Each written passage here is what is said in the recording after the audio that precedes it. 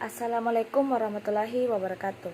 Di video kali ini saya akan mempresentasikan hasil kerja kelompok kami, yaitu etika dan hukum dalam komunikasi data. Adapun teman kelompok saya yaitu Adit Saputra, Muhammad Rizky Awal, dan Raihan Sanun.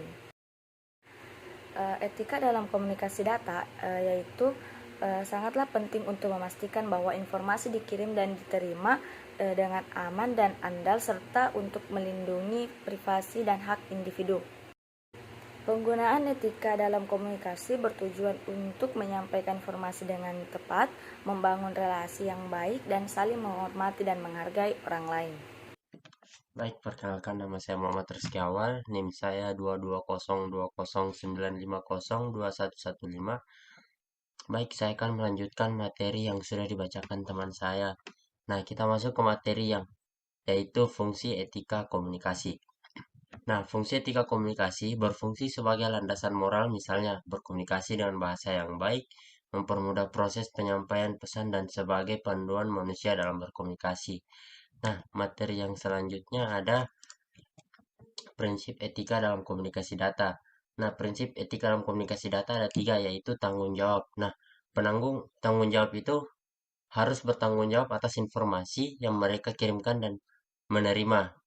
Nah, yang kedua, keterbukaan.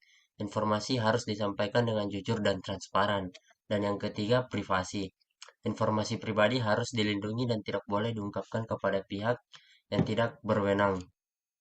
Materi selanjutnya yaitu hukum dalam komunikasi.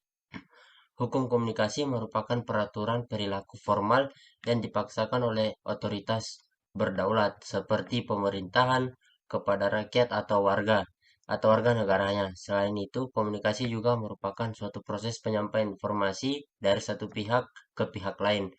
Nah, materi selanjutnya akan dibawakan oleh teman saya. Sekian dari saya. Terima kasih. Hukum komunikasi. Respect. Mengembangkan komunikasi yang efektif adalah sikap yang menghargai setiap individu yang menjadi sasaran pesan yang kita sampaikan. Yang kedua, empati. Kemampuan kita untuk menempatkan diri kita pada situasi atau kondisi yang dihadapi orang lain. Yang ketiga, audible. Dapat didengar atau dimengerti dengan baik. Yang keempat, olarity, yaitu menjelaskan dari pesan itu sendiri sehingga tidak menimbulkan multi interpretasi. Yang kelima, humble. Membangun komunikasi yang efektif adalah sikap yang rendah hati. Perlindungan data pribadi. Perlindungan data pribadi merupakan salah satu hak asasi manusia yang merupakan bagian dari perlindungan dari pribadi. Perlindungan data pribadi ditujukan untuk menjamin hak warga negara atas perlindungan diri pribadi dan menumbuhkan kesadaran masyarakat serta menjamin pengakuan dan penghormatan atas pentingnya perlindungan data pribadi. Dasar hukum. Yang pertama, Undang-Undang Nomor 11 Tahun 2008 tentang Informasi dan Transaksi Ekonomi atau ITE. Regulasi ini mengatur tentang penggunaan informasi elektronik dan transaksi online. Yang kedua, Undang-Undang Nomor 19 Tahun 2016 tentang informasi geospasial. Regulasi ini mengatur tentang pengumpulan, pengelolaan, dan pemanfaatan informasi geospasial. Yang ketiga, Undang-Undang Nomor 36 Tahun 1999 tentang telekomunikasi. Regulasi ini mengatur tentang penggunaan jaringan telekomunikasi dan pemanfaatannya. Yang keempat, General Data Protection atau GDPR merupakan undang-undang Uni Eropa tentang perlindungan data dan privasi. Selanjutnya yaitu cybercrime dan penanganannya. Cybercrime adalah kegiatan kejahatan yang melibatkan komputer maupun perangkat jaringan.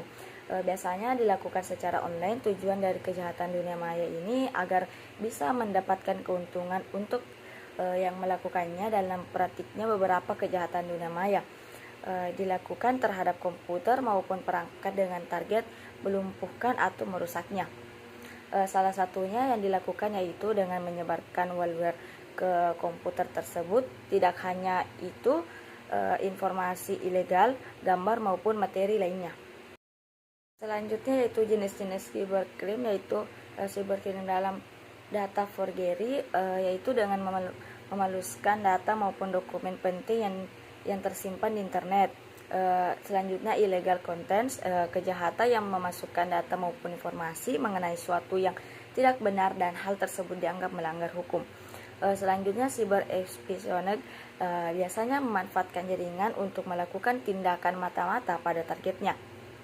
Selanjutnya itu cyber attack and expansion, biasanya dilakukan dengan membuat sebuah kegaduhan dunia maya terhadap suatu data ataupun sebuah sistem yang terhubung ke internet sebagai target.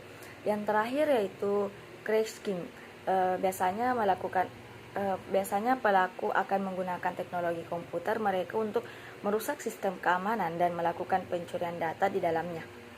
Sekian dari saya. Wassalamualaikum warahmatullahi wabarakatuh.